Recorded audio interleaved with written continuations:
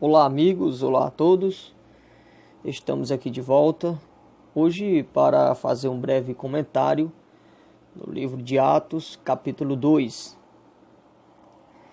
Você que tem uma Bíblia, você que quer tirar alguma dúvida, deixando claro que nós vamos fazer algumas observações, alguns comentários de alguns versículos do livro de Atos, porém não vai ser com muitos detalhes por questão do tempo, mas vamos falar, como sempre, nos comentários bíblicos, falar em síntese, resumidamente, e se alguma pessoa tiver dúvida, poderá deixar nos comentários, onde vai aparecer esse comentário bíblico, qual rede social assim ela estiver, seja no Facebook, seja no YouTube, seja no WhatsApp, e seja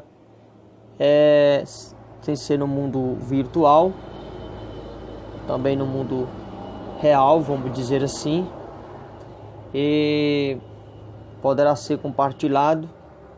E enfim, vamos ler o comentário de hoje em Atos capítulo 2. Atos capítulo 2, nós vamos ler do versículo 1 até o versículo 21. E cumprindo-se o dia de Pentecostes, estavam todos reunidos no mesmo lugar. De repente, vem do céu um som como de um vento veemente e impetuoso, e encheu toda a casa em que estavam assentados. E foram vistas por eles línguas repartidas como que de fogo, as quais pousaram sobre cada um deles. E todos foram cheios do Espírito Santo e começaram a falar noutras línguas, conforme o Espírito Santo lhes concedia que falassem. E em Jerusalém estava habitando judeus, varões religiosos, de todas as nações que estão debaixo do céu. E correndo aquela voz, ajuntou-se uma multidão e estavam confusa, porque cada um os ouviam falar sua própria língua. E todos pasmavam e se maravilhavam, dizendo uns aos outros: pois que não são galileus todos esses homens que estão falando? Como, pois, ouvimos cada um a nossa própria língua em que somos nascidos? Partos, medos, elamitas e os que habitam na Mesopotâmia e Judéia e Capadócia, Ponto e Ásia e Frígia e Panfilha, Egito e parte da Líbia, junto a Cirene, e forasteiros romanos, tanto judeus como prosélitos, cretenses e árabes, todos os temos ouvido em nossa própria língua falar das grandezas de Deus. E todos se maravilhavam e estavam suspensos, dizendo uns aos outros: que quer dizer isso? E outros, zombando, diziam: estão cheios de mosto. Pedro, porém, pondo-se em pé, com os 11, levantou a sua voz e disse-lhe: varões judeus e todos que habitais em Jerusalém, seja-vos notório e escutai as minhas palavras. Estes homens não estão embriagados, como vós pensais, sendo a 3ª hora do dia. Mas Joel falou a respeito disto. E nos últimos dias acontecerá, diz Deus, que do meu Espírito derramarei sobre toda a carne. E os vossos filhos, as vossas filhas profetizarão, os vossos mancebos terão visões, e os vossos velhos sonharão sonhos. E também do meu Espírito derramarei sobre meus servos e minhas servas naqueles dias, e profetizarão. Farei aparecer prodígios em cima no céu e sinais embaixo na terra: sangue, fogo, vapor de fumo. O sol se converterá em trevas e a lua em sangue, antes de chegar o grande e glorioso dia do Senhor. E acontecerá que todo aquele que invocar o nome do Senhor será salvo.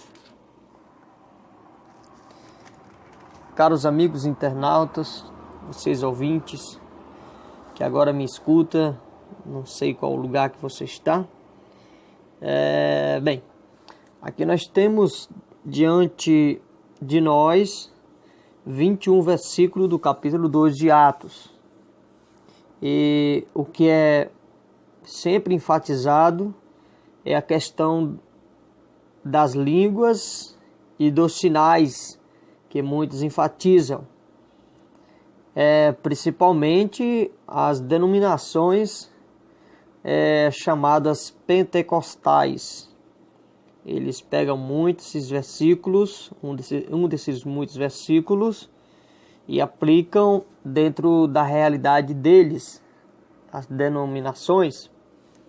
E inclusive, quando alguns vão fazer algum tipo de movimento, usam alguns textos. E esse, o texto que eles usam bastante são Atos capítulo 2. E pega os textos e coloca como um suposto avivamento, assim, dentro daquela denominação X. Porém, começa no versículo 1, questão do Pentecoste, a festa dos Pentecostes, que tipificava o derramamento do Espírito Santo, e era comemorada 50 dias depois da festa das primícias, uma das prefigurações da ressurreição de Cristo. Nesses dias de Pentecostes, os discípulos estavam todos reunidos no mesmo lugar. Talvez estivessem conversando sobre as passagens do Antigo Testamento, a Antiga Aliança, que tratavam da festa de Pentecostes.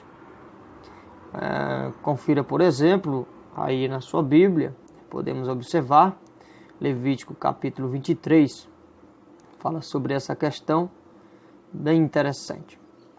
Ou talvez estivessem cantando um salmo, 133, como é bom e agradável viverem unidos, irmãos. O versículo 2 mostra a vinda do Espírito, do Espírito Santo, que foi acompanhado de um som a ser ouvido, uma visão a ser vista e um milagre a ser experimentado. O som que veio do céu encheu toda a casa e era como de um vento impetuoso. O vento é um dos vários símbolos fluidos do Espírito, como também, exemplo, azeite, fogo, água. São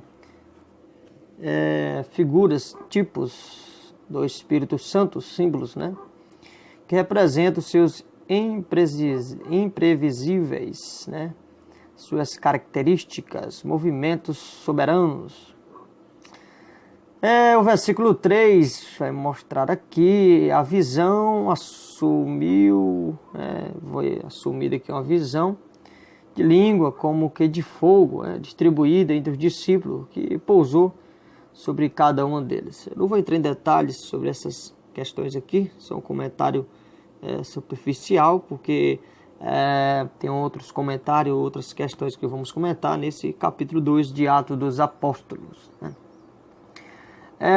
Bem, esse fenômeno, esse acontecimento não deve ser confundido quando se fala das línguas como que de fogo, não deve ser confundido em momento algum com o batismo de fogo, apesar de serem mencionados juntos em Mateus capítulo 3, versículo 11 e 12.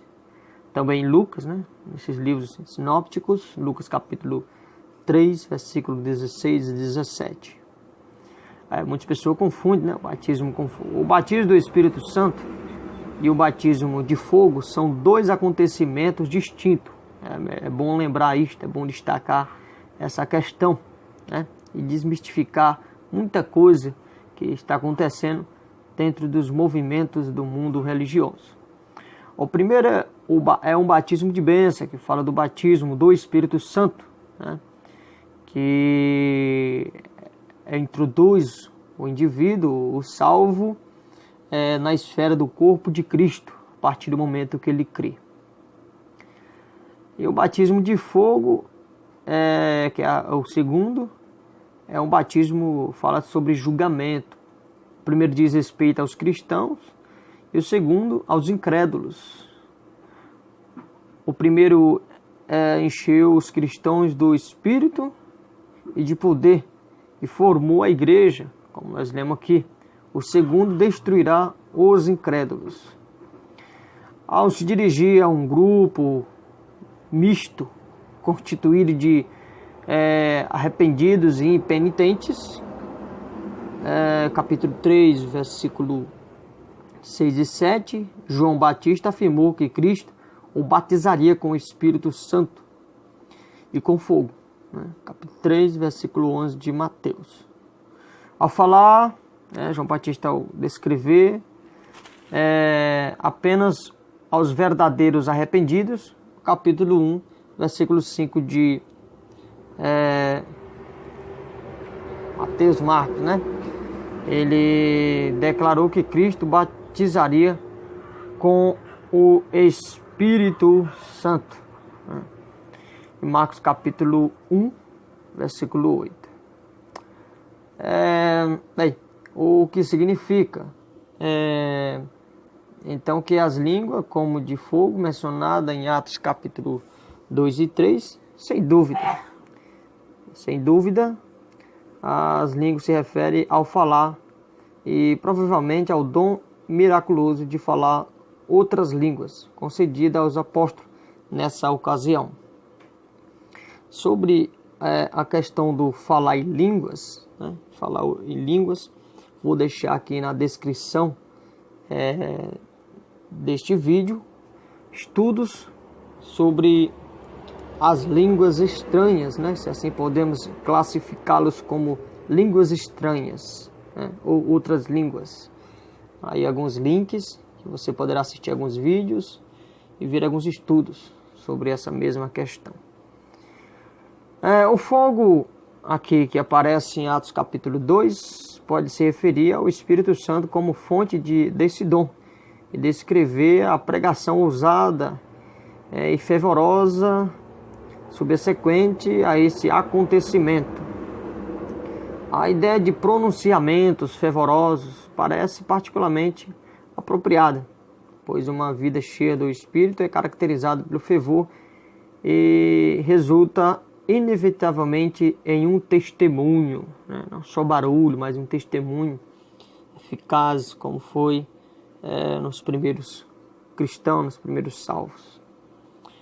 O versículo 4 é muito usado dentro do meio denominacional protestante, apelidado de pentecostais,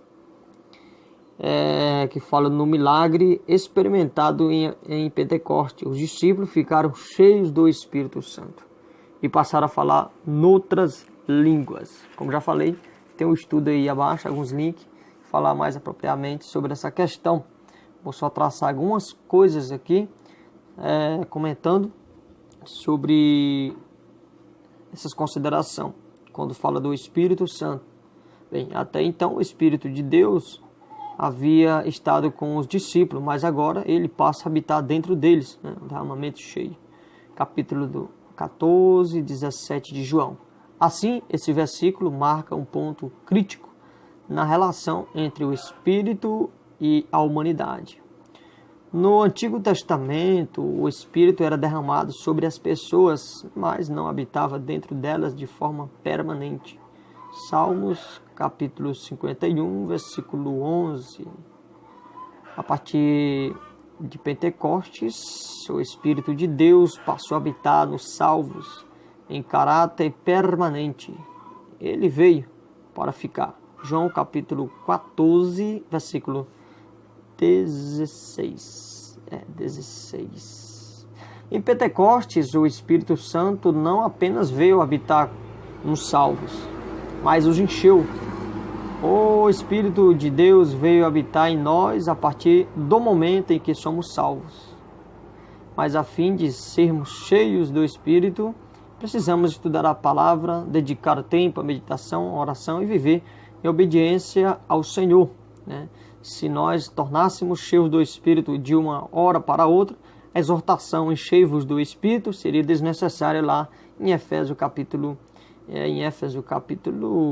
5, versículo 18. Então tem uma diferença, né? Não temos hoje nenhuma parte da Bíblia o incentivo para ser batizado com o Espírito Santo, né? Mas para ser cheios do Espírito Santo, porque nós cremos e fomos introduzidos no corpo pelo Espírito, através da fé, né? A vida do Espírito Santo em Pentecostes, ele veio, né, e trouxe vida, também reuniu os cristãos no corpo de Cristo, né? Fomos batizados, né? Pois em um só Espírito, todos nós fomos batizados em um corpo, que é judeu, que é grego, que é escravo, que é livre, e todos nós bebemos de um mesmo Espírito, como diz 1 Coríntios capítulo 12, versículo 13. Desse momento em diante, né, que nós cremos e fomos introduzidos no corpo, judeus e gentios seria o único novo homem em Cristo Jesus e membros do mesmo corpo. Efésios capítulo 2, versículo 11 ao 22. Os discípulos que ficaram cheios do Espírito Santo começaram a falar em outras línguas, né? Começaram a falar em outras línguas, segundo o que o Espírito Santo lhe concedia que falasse, versículo 4. Como os versículos seguintes deixam bem claro, os discípulos receberam o poder sobrenatural de falar línguas estrangeiras. Esse é o contexto, o que está escrito. Que nunca havia estudado, né? Nunca entrou na faculdade para poder aprender aquelas línguas. Não era palavras sem sentido, né? Ou declarações estáticas, mas línguas faladas em outras partes do mundo. Esse é o dom de língua, né? O dom de variedade de língua. Foi um dos dons, sinais e prodígios usados por Deus para dar testemunho da veracidade da mensagem dos apóstolos. Confira Hebreus capítulo 2, 3 e 4. Naquele tempo, né, naquele contexto, o Novo Testamento ainda não havia sido escrito. Agora que a palavra de Deus está completa e disponível em forma escrita, os dons prodigiosos são praticamente desnecessários. Nós temos já a Escritura. Não obstante, no entanto, o Espírito soberano de Deus certamente poderia continuar a usá-los se assim o desejasse. A ocorrência das línguas no dia de Pentecostes não deve ser usada como prova de que a dádiva do Espírito Santo deve sempre ser acompanhada desse fenômeno de línguas. Se as línguas são parte indispensável da dádiva do Espírito, por que não se faz menção delas em relação à convenção dos 3.000 almas, né? Lá em Atos capítulo 2, versículo 41, a convenção dos 5.000, capítulo 4, versículo 4 de Atos, e a ocasião em que os samaritanos receberam o Espírito Santo, Atos capítulo 8, versículo 17. Na verdade, o dom de línguas só é mencionado em Atos, em outras duas ocasiões que futuramente estaremos comentando também, que é na convenção dos gentios, na casa de Cornélio, Atos capítulo 10, versículo 46, e na ocasião do segundo batismo dos discípulos de João em Éfeso, capítulo 19, versículo 6. Antes de passarmos ao versículo 5, de Atos capítulo 2, versículo 6, devemos mencionar a existência de divergências consideráveis entre estudiosos da Bíblia acerca do batismo no Espírito Santo. Eu vou citar aqui algumas controvérsias que existem, né, dentro das denominações, os pensamentos de alguns estudiosos, né, teólogos, se assim podemos classificá-lo, tanto em relação ao número de vezes que ocorre o batismo como seus resultados. No que diz respeito à frequência, alguns acreditam que o batismo ocorreu apenas uma vez no Pentecostes, né? Capítulo 2 de Atos e pronto. O corpo de Cristo foi formado uma vez e todos os cristãos, desde então, ingressam nesse corpo por meio do batismo. Segunda observação, segunda visão, ocorre em 3 ou 4 estágios. Nos Pentecostes, capítulo 2 de Atos, em Samaria, capítulo 8 de Atos, na casa de Cornélio, capítulo 10 de Atos, em Efésio, né? Capítulo 19 de Atos. E terceira visão sobre isto, ocorre sempre que uma pessoa é salva. Quanto aos efeitos na vida dos indivíduos, há quem afirma que o batismo no Espírito Santo é, entre aspas, é a segunda obra da graça, que normalmente ocorre depois da conversão, resulta em graus diferentes de santificação. Essa ideia não é corroborada pelas Escrituras, não tem base na Escritura. Como já foi mencionado anteriormente, o batismo no Espírito Santo pode ser descrito como a operação por meio da qual os cristãos, primeiro, foram incorporados na igreja. 1 Coríntios, capítulo 12, versículo 13. Segundo, foram dotados de poder. Atos, capítulo 1, versículo 8. Acredito que, se você não entendeu, talvez das próximas vezes, eu vou continuar dando comentário aqui, falando seus comentários sobre esses versículos, você possa citar a questão de samaritanos, de Cornélio, os discípulos lá em Éfeso, mas posteriormente vamos comentar porque aconteceu isto, né, com propriedade. No versículo 5 nos fala sobre Jerusalém, né, judeus, homens piedosos, vindo de todas as partes do mundo, conhecido na época. Havia se reunido em Jerusalém para celebrar a festa de Pentecostes. Ao ouvir o ruído da vinda do Espírito, né, dirigiram-se àquela casa onde os apóstolos se encontravam, como ainda acontece nos dias de hoje. As pessoas daquele tempo foram atraídas pela operação do Espírito de Deus. Quando a multidão chegou ao local, onde os apóstolos já estavam falando em línguas, para espanto dos visitantes, os discípulos galileus testemunhavam em várias línguas estrangeiras as grandezas de Deus. O milagre se deu com aqueles que falavam. Tem que prestar atenção nisso. O milagre se deu com aqueles que falavam e não com os que ouviam, porque existe uma linha de pensamento que os discípulos falaram em vários idiomas e as pessoas que ouviam em seus próprios idiomas. Ou eles falaram um tipo de língua que eles interpretaram em próprio idioma. Porém, não é isso no texto bíblico. O milagre se deu com aqueles que falavam e não com os que ouviram. Quer fosse judeu de nascença, que fosse convertido ao judaísmo, um prosélito. Ou quer do leste, ou quer do oeste, quer do norte, ou quer do sul. Todos ouviram as grandezas de Deus serem descritas na própria língua materna. O termo original traduzido por línguas nos versículos 6 e 8 deu origem à nossa palavra dialeto, o dialeto. Para muitos, um dos propósitos do dom de línguas em Pentecostes foi proclamar o Evangelho às pessoas de diferentes línguas simultaneamente. Nas palavras de um certo escritor, ele diz: Deus deu sua lei em uma língua a uma nação, mas deu seu Evangelho em todas as línguas a todas as nações.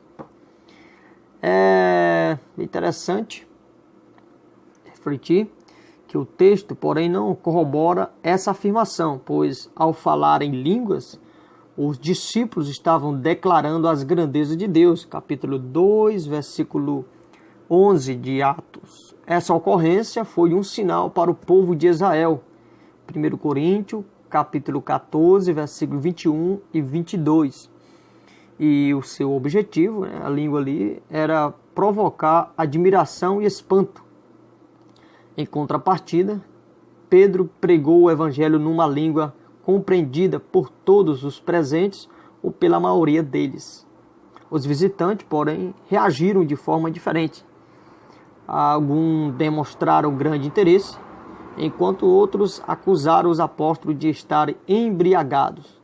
De fato, os discípulos estavam sob o efeito de um elemento externo, fora do seu controle, mas era o efeito do Espírito Santo e não do vinho. Os seres humanos, sempre, os seres humanos regenerados, se ser salvo, sempre tem uma explicação natural para o fenômeno espirituais. Numa ocorrência em que Deus falou do céu, a multidão disse ter havido um trovão, lá em livro de João, capítulo 2, versículo 21 e 29. Agora os incrédulos explicam em tom de escárnio que o júbilo resultado da vinda do Espírito Santo, em Atos capítulo 2 aqui, devia ao fato de os discípulos estarem embriagados. Certo escritor afirma: o mundo gosta de deslustrar tudo o que resplandece e humilhar todos os que são exaltados. Agora o versículo 14, o discípulo que havia negado o seu Senhor, Pedro, agora ele toma a palavra e se dirige à multidão. O seguidor, outrora tímido e vacilante, se mostra bem eloquente e veemente, intrépido.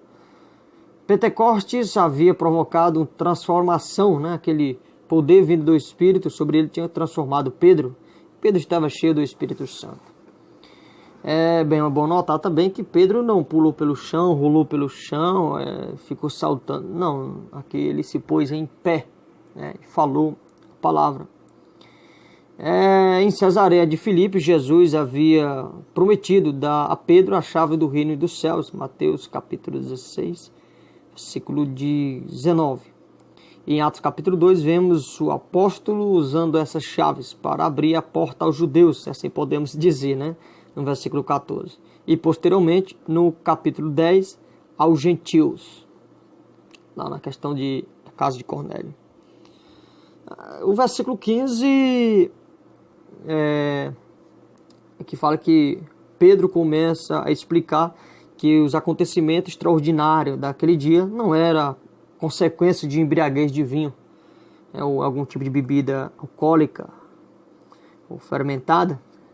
Afinal, era apenas 9 horas, vamos dizer assim, era apenas 9 horas, 9 horas, e seria praticamente impossível tantas pessoas estarem embriagadas tão cedo. Hoje já não se admira isto, pessoa que já amanhece bêbada. Naquele tempo não.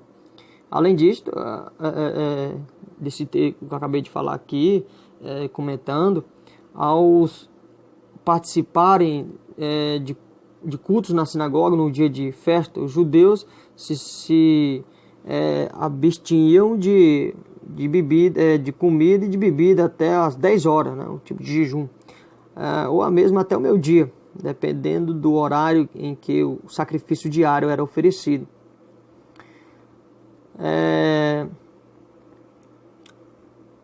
Aqui o versículo 16 até o 19, um comentário aqui, uma visão panorâmica. O comportamento do discípulo se devia ao fato de que o Espírito Santo ter sido derramado conforme havia sido dito por intermédio do profeta Joel. Joel capítulo 2, versículo 28 a seguir. Na realidade, na essência, os acontecimentos do Pentecostes não foram o cumprimento total da profecia de Joel. O senhor tem que entender isto. Por questão de falta de compreensão e entendimento, muitos aplicam completamente a profecia de Joel tanto para Pentecostes como para os dias atuais da igreja. Porém, não é assim. Grande parte dos fenômenos descritos nos versículos 17 ao 20, aqui de Atos, não ocorreu nessa ocasião. O que aconteceu no Pentecostes foi uma fatia, né? Um deleite antecipado daquilo que sucederá nos últimos dias. Sucederá nos últimos dias, antes do grande e glorioso dia do Senhor.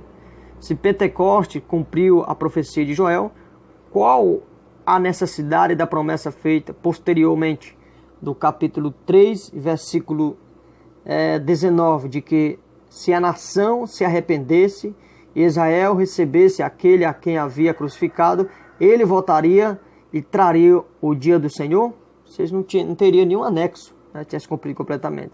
A citação de Joel é um exemplo da lei da dupla referência, de acordo com a qual as profecias bíblicas se cumprem de uma forma parcial em uma época e total numa ocasião posterior. O indivíduo que está lendo a Escritura tem que colocar isso na cabeça, que existe um tipo de circunstância, né? Vamos dizer assim, parafrasear, a lei da dupla referência, né? Tem coisa que acontece parcialmente numa época e depois acontece numa ocasião posterior total. O Espírito de Deus foi derramado no Pentecostes, realmente, mas não literalmente sobre toda a carne, né? Toda a carne. O cumprimento final da profecia se dará no fim do período da tribulação, né? Que trata-se de escatologia, né? Chatologia, do grego, que significa doutrina das últimas coisas. E o restante dessa profecia vai se cumprir no fim do período da grande tribulação, ou da tribulação, antes da volta gloriosa de Cristo. Sim, antes da volta gloriosa de Cristo haverá milagres no céu e sinais na terra, de acordo com Mateus capítulo 24, versículo 29 e 30. O Senhor Jesus Cristo aparecerá na terra para eliminar seus inimigos, estabelecer o seu reino, no início do reino milenar de Cristo. O Espírito de Deus será derramado sobre toda a carne, né? No início do reino milenar de Cristo, o Espírito de Deus será derramado sobre toda a carne, tanto de judeu quanto dos gentios, que é uma situação que persistirá de modo geral, todos, durante todo o milênio. Esse é o cumprimento do livro do profeta Joel, plenamente cumprido. O Espírito de Deus se manifestará nas pessoas de várias maneiras. Não obstante, nós temos que entender que não haverá naquele tempo o Espírito Santo sobre a questão, o sexo, o tipo de pessoa, a idade, a ocasião social. Não vai haver essa distinção. Alguns naquele tempo terão visões e outros sonharão.